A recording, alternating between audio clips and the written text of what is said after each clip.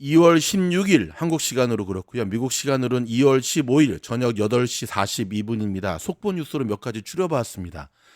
우리 일론 머스크가 드디어 사건을 제대로 쳤네요. 자, 업무 파악도 제대로 하기 전에 핵무기 관리관을 무더기 해고했다는 소식입니다. 자, 이 소식 먼저 좀 들여다보도록 하겠습니다. 정부 효율부 도치 수장이 수행하고 있는 미국 연방정부 구조조정 과정에서 핵무기 관리 감독관 수백 명이 해고됐습니다. 자, 오늘 들어온 주요 매체들에 따르면 트럼프 행정부는 에너지부에 대한 구조조정 와중에 소속 기관인 국가핵안정청 NNSA거든요. 소속 직원 1,800명 중 300명을 지난 13일 밤에 해고해버리고 정부 이메일 계정도 박탈해버렸습니다. 해고 대상은 1, 2년간 수습 기간이 끝나지 않은 직원들이었으며 해고 통보 당시 명목은 저성과였습니다. 성과가 안 좋았다는 거죠. 자, CNN은 정권 교체 후 DOE에 부임한 정무직 고위 인사들이 저성과 명목으로 자, 여기서 수습 직원들을 해고하도록 인사관리 부서에 압박을 가했으며 이에 항의해 인사관리 직원 2명이 사표를 냈다고 익명의 소식통을 인용해 전했는데요. 자, 핵무기 관리 감독 업무를 담당하는 기관으로 핵과학의 군사적 응용을 통한 국가안보 수호가 설립 목적입니다. 자, CNN은 구조조정을 실시한 사람들이 담당 업무가 무엇인지 몰랐던 것으로 보인다는 관계자들의 말을 구했는데요. 트럼프 행정부가 이를 뒤늦게 알아차리고 해고 통보 다음 날인 14일 오전부터 해고 취소와 복직을 추진 중이지만 해고된 인력 중 상당수가 연락이 닿지 않고 있습니다.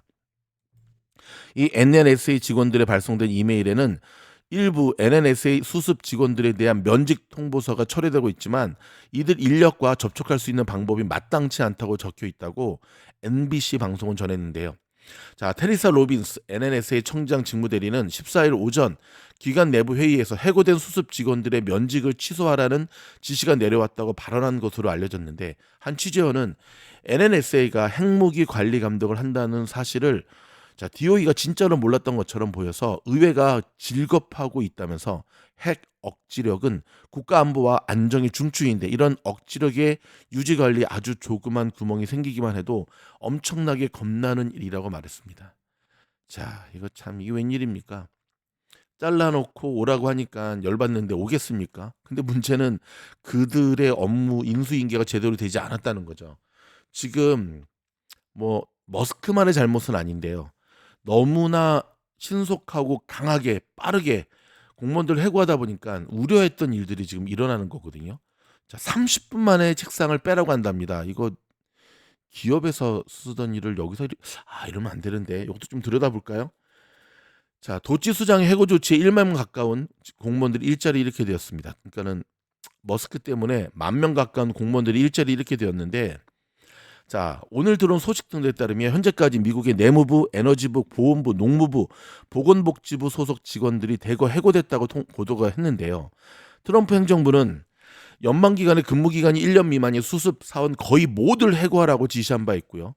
앞서 트럼프 대통령은 지난 11일 연방정부 구조조정을 담당하는 도치 수장 머스크를 옆에 세워놓고 대규모 감원을 개시할 준비에 신속히 착수하도록 연방정부 기관장들에게 지시하는 행정명령에 서명을 했죠.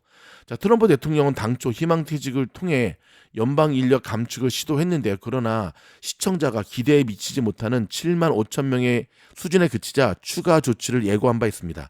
이에 따라 주로 고용 보호를 받지 못하는 수습 직원을 대상으로 해고가 이루어졌으며 일부 수습 직원이 아닌 직원들도 포함된 것으로 전해졌습니다. 외신은 정부 기관에서 일하는 수습 직원의 정확한 규모는 알려지지 않았으나 대상자는 약 20만 명 정도로 보인다고 전했고요. 이번에 해고된 인원수를 모두 합치면 9,500명 이상이며 앞으로 10,000명에 달할 것으로 추산된다고 하는데요. 자, 부처별로 보면 내무부에서 2,300, 에너지부에서 1,200에서 2,000명, 농무부 산하 산림청에서 전체 인력의 10%에 달하는 3,400명, 보훈부에서 1,000명 이상, 교육부 최소 160명, 총무성에서는 약 100명, 인사관리처는 약 100명이 해고된 것으로 알려졌습니다. 또한 보건복지부 산하 CDC에서는 1,300명이 짐을 쌌는데 이는 전체 직원의 10분의 1에 해당이 되며 소비자금융보호국에서는 수습 직원 70명과 기간제 계약직 수십 명이 해고 통보를 받은 것으로 전해졌습니다. 여기에 더해 미국 국세청이 다음 주에 직원 수천 명을 해고할 준비를 하고 있다는 소식도 전했습니다. 이 국세청 IRS 요건 저희가 별도 영상으로 좀 준비를 하고 있거든요. 팔란티어가 좀 연결이 되어서 해고된 직원 수천 명은 사전 녹화된 영상이나 그룹콜을 통해 해고 통보를 받았는데요. 심지어 이 중에 일부는 30분 안에 건물을 나가라는 지시를 받기도 했답니다. 하루아침에 직장에서 쫓겨난 이들의 충격은 상당한 것으로 전해졌는데요. 17년간 군 복무 후 작년 12월 미국 농무부에 입사한 닉 조이아는 이번에 해고 통보를 받고 조국으로부터 배신감이 든다라며 이것은 연방 공무원들과는 아무런 관련이 없는 게임처럼 느껴진다고 토로를 했고요. 이어 머스크 같은 사람들은 트위터에 자신이 얼마나 위대한 일을 하고 있는지에 대해 글을 올리는 것을 보면 자신이 사람들의 삶에 어떤 짓을 하고 있는지 모르는 것 같다라고 비판을 했습니다. 지금 이런 비판의 소리들이 점점 커지고 있다는데 우리는 또 주목을 해야겠습니다. 자, 다음 소식도 트럼프에 항거하는 검사들 7명이 줄사표를 냈다는 소식인데요. 자, 무슨 말이냐면 부패 혐의를 받고 있는 정치인을 봐주려는 뒷거래 의혹이 매우 짙은 지시가 정부 검찰 수뇌부를 통해 내려오자 검사 7명이 지시를 차례로 거부하고 사직을 했습니다. 트럼프 2기 행정부가 들어선 미국에서 지난주에 벌어진 일인데요.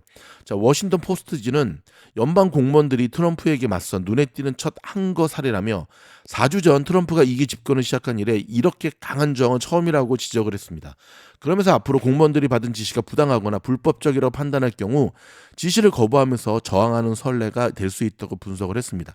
트럼프 행정부는 전임 조 바이든 행정부 시절인 작년 9월 이뤄진 에릭 애담스 뉴욕 시장에 대한 연방 검찰의 기소를 취소하라고 법무부에 지시했으며 이런 부당한 지시를 따를 수 없다며 검사 7명이 차례로 사직을 했습니다. 에밀 보브 법무부 장관과 직무대리가 공소 취소 지시를 내리면 담당 검사가 사표를 내고 그 대신 다른 검사를 찾아 지시를 내리면 그 검사가 또 사표를 내는 방식으로 연쇄사직이 이루어졌는데요. 결국 공소 취소 요청서는 보브 부장관 법무부 공공청년부 소속의 에드워드 설리반 검사, 형사국의 앙트와넷 베이컨 검사 등 3명의 이름으로 작성돼 14일 밤 법원에 제출이 됐습니다. 자, 이 과정에서 보부 부장관은 검사 20여 명을 소집해 총대를 맬 사람을 뽑으라고 요구하면서 지시에 불응하는 검사는 징계를 거쳐 해고될 것이고 지시에 복종하는 검사는 승진 대상이 된다고 회유한 게 회의 참석자들의 전언인데요. 사직한 검사 중에는 다니엘 사순 뉴욕 남부연방지방검찰청 검사장 직무대리, 같은 검찰청의 헤이그 스카튼 검사, 존 켈러 법무부 형사국의 공공청년부장의 직무대리, 케빈 드리스콜 법무부 형사국장의 직무대리 등이 포함되어 있습니다. 자, 이 중에 상당수는 경력이나 인맥으로 보아 확고한 보수 성향의 인사들이면서도 지시의 부당성을 지적하며 공개적으로 반발했는데요.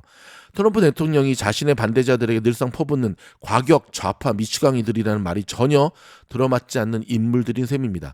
사순 검사장 직무대리는 보부 부과장 직무대리에게 낸 사직서에서 애담스 시장에 대한 기소 절차가 숨이 멎는 위험한 선례라고 비판을 했습니다. 그는 내가 이해하기로는 검사로서 나의 의무는 법을 부당하게 집행하는 것이며, 그러니까 이제 공정하게 집행하는 것이며, 이는 설령 공소 취소 조치가 피고인이나 나를 임명한 사람들에게 정치적으로 유리하더라도 유효한 기소에 입각한 공소 유지를 해나가는 것을 의미한다고 말했습니다. 그는 보수 법관으로 유명한 판사 하비 윌킨스 3세와 윌킨스 스커니컬 배우가 밑에서 재판 연구원과 재판 연구관을 지냈는데요. 이에 대해 보부 부장관은 격노를 감추지 않았습니다. 그는 관련 정보에 대한 접근 권한이 없는 당신 같은 지방 근무 연방 공무원이 법무부 지휘 통계에 따라 내려진 판단에 의문을 제기하는 것은 허용되지 않는다며 사표를 수리했는데요. 자, 보부 부장관은 트럼프 대통령의 포르노 배우 입막음 사건의 변호인을 맡았던 인물로 트럼프 2기 취임 후 법무부 부장관 직무대리로 임명이 됐습니다. 사건 주인 검사였던 헤이거 스카튼 검사도 사직서에서 검찰의 기소 관련 결정이 피고의 정책 결정에 영향을 주기 이용돼서는 안 된다고 더욱 강한 어조로 지적을 했습니다. 자, 지금 이런 민주당 정치인들은 트럼프 대통령의 불법 이민자 추방 정책을 한 목소리를 비판하는 상황에서 지난달 플로리다 마러라고 해서 트럼프 대통령을 면담하고 취임식에도 참석하는 등 친트럼프 행보를 보인 그들 가운데서 정치적인 부당함을 주장하는 이들을 또 이렇게 사임하고, 여러분 이러한 액션은 결코 트럼프 행정부에게 도움이 안 될 텐데 너무 과격하게 활자를 휘두르는 것이 아닌가 살짝 걱정되는 모습이 아닐 수 없습니다. 자, 여러분 이번 주에 우리가 주목해야 될 한 주 동안 주목했어야 될 종목 중심의 뉴스들을 끝으로 정리해서 지금 여러분에게 전해드리도록 하겠습니다. 먼저 AI 기반 휴머노이드 로봇 섹터군을 주목하셔야 될 것 같습니다. 주요 기술 및 소비자 회사가 확장 가능한 비즈니스 용도를 창출하는 투자와 파트너십을 주시하면서 이 섹터군들이 움직이고 있는데요. 제조, 산업, 의료, 교육, 엔터테인먼트까지 전 업종을 망라하고 이 부분이 움직이고 있다는 사실입니다. 자, 아마존은 휴머노이드 로봇을 적극적으로 활용하고 있고 고급 로봇 기술을 인력에 동원하는 데 있어 중요한 모습을 보여주고 있죠. 자, 테슬라는 올해 수천 대를 생산한 후에 2026년에 소비자에게 옵티머스 로봇 판매를 실시할 계획이라고 밝혔죠. 이 회사는 휴머노이드 로봇이 특정 유형의 가사 지원 및 산업 작업을 혁신할 잠재력이 있다고 생각한다고 말했는데요. 테슬라의 휴머노이드는 옵티머스죠. 키가 5피트 8인치, 무게가 125파운드인 것으로 만들어졌고요. 사업 측면에서 머스크는 휴머노이드 로봇의 가격이 각각 한 2만 달러에서 2만 5천 달러가 될 것이라고 얘기한다라고 얘기를 했는데요. 2027년까지 옵티머스 로봇 판매량이 50만 대, 일시, 100, 1000만, 50만 대 이를 것으로 예상한다고 밝혔습니다. 자, 중국의 전기 자동차 샤오퐁은 아이론이라는 휴머노이드 로봇으로 로봇 분야에 진출했죠. 자, 이 로봇은 샤오퐁의 2024년 테크데이 행사에서 공개되어 자동차 기술을 넘어선 회사의 확장을 보여주었습니다. 아이론은 이미 샤오퐁의 생산 라인에서 가동 중이며 다가올 P7 플러스 전기 자동차의 조립을 지원하고 있다고 합니다.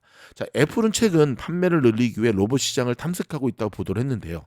애플은 미래 스마트홈 생태계를 위한 휴머노이드와 비휴머노이드 로봇을 모두 탐색하고 있다라고 전해졌습니다. 자, 메타 역시 인간형 AI 로봇에 많은 투자를 하고 있는 것으로 알려졌는데요. 이를 개발하기 위해 리얼리티 앱스 사업부 내에 새로운 팀을 구성한다고 밝혔습니다. 자, 휴머노이드 로봇 개발에 최전선에 있는 회사로는 여러 회사들이 좀 있는데요. 썰브 기억하시죠? 그 다음에 HMC, 그 다음에 몇몇 회사들은 지금 일단 OTC 마켓 쪽으로 좀 빠져 있으니까 좀 제키도록 하겠습니다. 또한 휴머노이드 로봇은 월마트 같은 경우는 최근 일리노이즈 록포드에 있는 매장에서 아담 휴머노이드 로봇 바리스타를 선보였다고 합니다. 두 팔을 가진 이 로봇은 인공지능을 이용하여 고객과 상호작용하고 음료수를 추천하고 매장 환경의 변화에 적응하는 중이라고 밝혔습니다. 자, 로봇 두뇌의 핵심인 반도체를 생산하는 회사 주목을 해야겠죠. 자, 암바렐라인데요. 티커는 AMBA. 그 다음에 INTC 인텔이죠. 그 다음에 모빌아이 MBLY. 그 다음에 엔비디아. 그 다음에 퀄컴. 그 다음에 해당 분야에 선두에 있는 혼합된 요소에서 메모리에 대한 필요성이 인간형 로봇에 대한 AI 추가로 좀 더 주목해주고 있는데 마이크론 테크놀로지 MU. 그 다음에 소프트웨어로는 오라클, 팔란티어 계속해서 주목해야 되는 종목입니다. 이 위에도 보면은 뭐 RBC라든지 RRX, 그 다음에 TKR, 우리 처음 듣는 종목들이 정말 많죠. 요거는 저희가 다시 한번 별도로 정리를 해서 영상과 함께 올려드리도록 하겠습니다. 여러분, 저희 영상이 도움이 되었다 한다면 좋아요, 구독, 알림 눌러주시고요. 내일 모레 월요일은 장이 없죠. 하지만 미주노래 영상은 쉼없이 계속 올라갑니다. 하루 30분만 3개월 동안 집중해서 공부하시면 여러분의 투자가 확 달라집니다. 미주노래 공부방 몇 자리 안 남았고요. 돌아오는 금요일 날 저희가 최종 인터뷰 통해서 하니까 여러분 VIP 멤버십 가입한 이후에 모든 영상에 여기 보이는 공부방 지원 링크를 클릭하고 들어오시면 제가 맞이하도록 하겠습니다. 그러면 다음 영상에서 뵙겠습니다. 고맙습니다.